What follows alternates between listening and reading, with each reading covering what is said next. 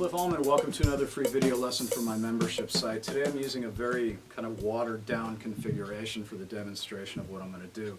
This is a floor tom with a towel on it, kick, snare, hi-hat, and a ride cymbal with a tambourine on it. What we're going to do today is talk about paradiddles and applications of paradiddles, but we're going to do it in a way that you may not have seen before. It's going up and down over a certain type of grid, kind of similar to what we talked about before in the free lesson that was on this page previously. So currently on my website, I think there's somewhere between 8 and 10 warm-up videos currently. They're getting added to all the time. But the videos that we use to warm up on this site, some of them are based in, rudimentary things, hand things. Others are based in, for lack of a better term, sort of a intellectual approach to warming up, in the sense of kind of opening up your focus if you're sitting down at the drums for the first time that day and whatever. All these things kind of culminate into getting yourself as prepared as possible to learn or to focus for a long period of time when you're practicing. What I'm going to give you today is a paradiddle exercise that goes up and down in grids.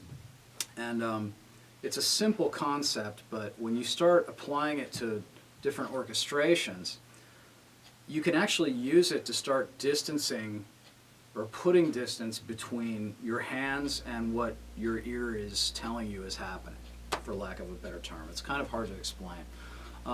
But in a nutshell, what this is starting with paradiddles over a half note click at a slow tempo, and then starting with, like we did before in the previous video, starting with a certain grid. In this case, we're going to start with eighth note paradiddles over a half note click.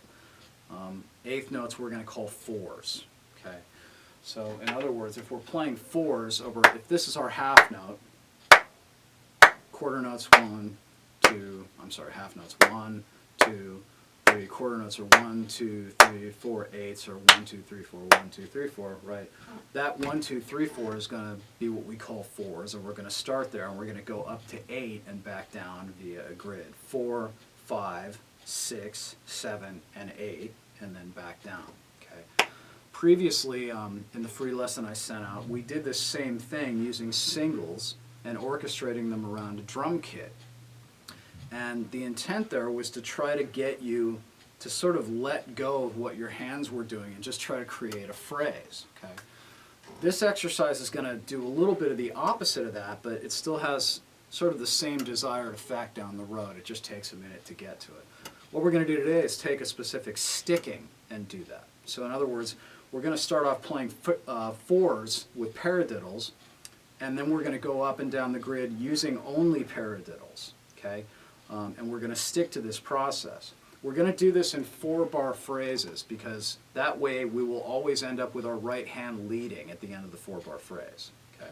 So right, left, right, left, right, left, left, right, left, right, left, left, right. That's 2 bars, right? So that 2 times up and down through a grid. Okay, so there are a couple of things to keep in mind. Remember that we're playing in 4-bar phrases, which is kind of long over the half note. So if this is our half note click, and we're at 62, a 4-bar phrase, 1, 2, 3, 4. Okay, it's pretty long. So just keep that in mind, because the sticking is going to get affected by the number of bars that you do in the phrase. And you'll see that as we go up and down the grid. If you don't use that number of bars, you're not going to always end up with a right hand lead. So just for the sake of demonstration, that's how we're illustrating it. Okay, so the exercise in a nutshell should sound like this. 2, 3, 4.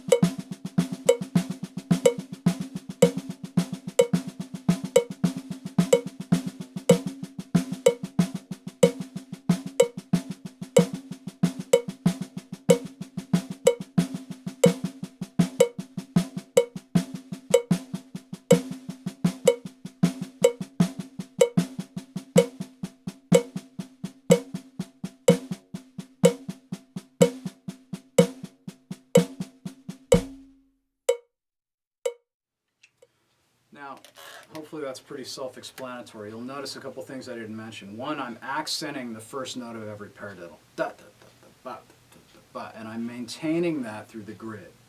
The reason being is that what we're attempting to do here is gradually separate our ear from the paradiddle. Okay?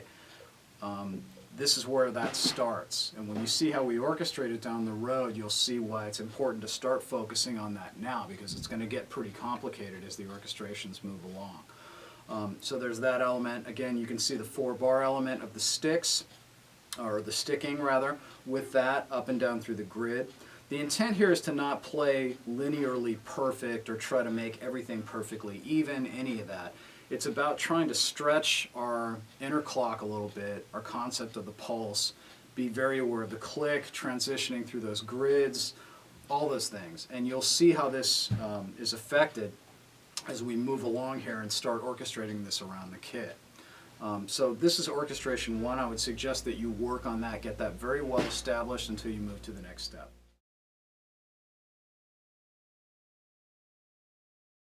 So step 2 is if the first part wasn't challenging enough, which it may not have been for all of you, but for me it certainly was. The next step in this is to start counting over this. Now in this process, because we have our clicks set in half notes, we're just going to count the bars go by.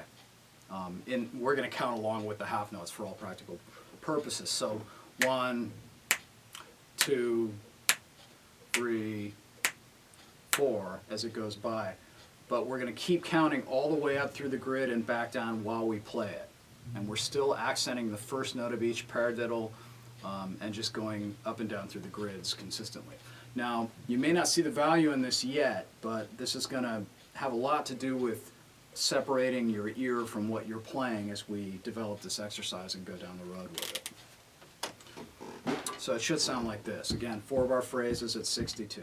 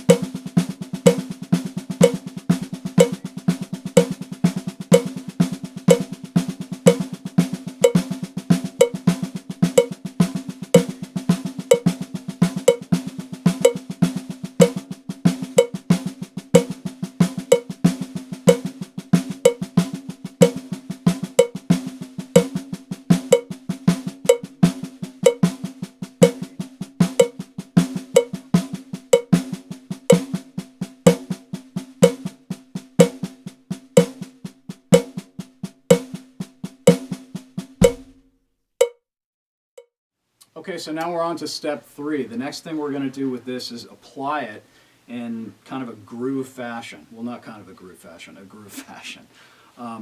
We're going to take the orchestration that many of us learned as applying a paradiddle to the drum set for the first time. I'm just going to use that to go up and down through the grid and show you what it sounds like when you use the same concept that we just did with our hands, counting out loud, going up and down the grid and coming back. So the idea here is to put the right hand on the hi-hat, left hand on the snare drum, play a kick on 1 and 3, and accent all those notes. This is how many of us learned the paradiddle application the first time to drum sets. So it should be sort of familiar to you, at least the starting point should be. Once we get into this and you see how it evens out and what it sounds like going up and down with a click, I think you'll be intrigued to try to get this together. It's quite challenging, especially if you count over it, but it's something well worth working towards. So check out the example. I'll be back in a minute.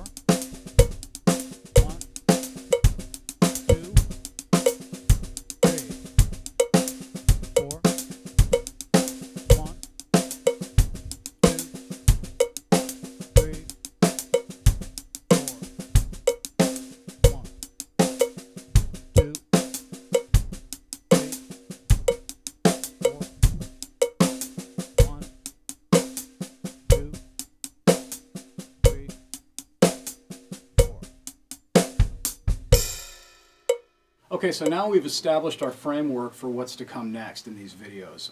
We're going to keep expanding on this exercise in the next video, but it's going to require a really deep internal concept of what we discussed in this video. So make sure before you go on to the next set of videos in this subject that the hand exercises, getting up and down through the grids with the click, all that stuff is very well internalized and it's comfortable for you. If you don't do that now, it's going to be very frustrating for you to go to the next set of videos, because we're going to really start expanding on this and I'm going to give you a lot of options.